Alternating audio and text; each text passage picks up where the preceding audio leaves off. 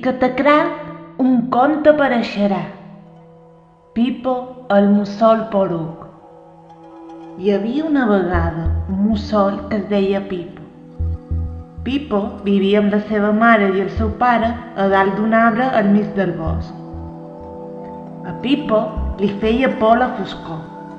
Tanta por li feia que li tremolaven les potes i les seves plomes queien. Per la finestra de la seva habitació es sentia un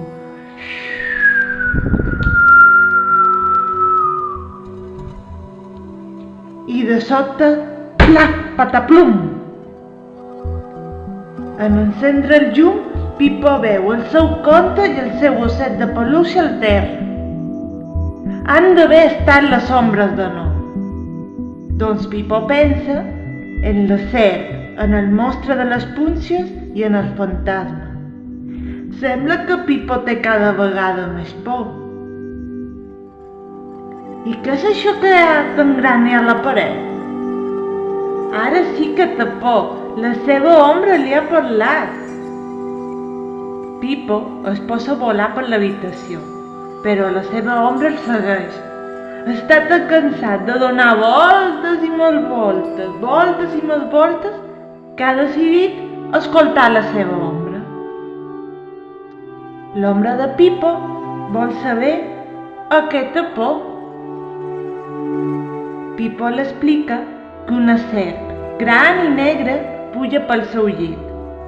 Però, com és la serp que li fa tanta por en Pipo? La seva ombra li ensenya a Pipo que la serp gran i negra era en realitat l'ombra del seu millor mervell, si només era un mitjó. Ara Pipo li explica a la seva ombra que un fantasma vola per l'habitació mentre silba molt baixet així. On és el fantasma que li fa tanta por en Pipo? Ai, si era la cortina de la finestra i es mou quan bufa el vent, així.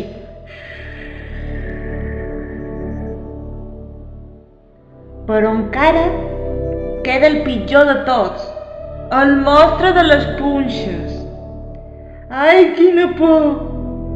Però com és el monstre que li dona tanta por en Pipo? L'ombra li ensenya a Pipo que el seu monstre era en realitat l'ombra del seu raspall de dents. I ara què? Doncs Pipo ja no té por. La seva ombra es va descansar i l'ha ajudat molt. I Pipo es queda jugant a fer ombres en la foscor. Com serà l'ombra de l'osset de peluix d'en Pipo? Que divertit és fer ombra! Pi.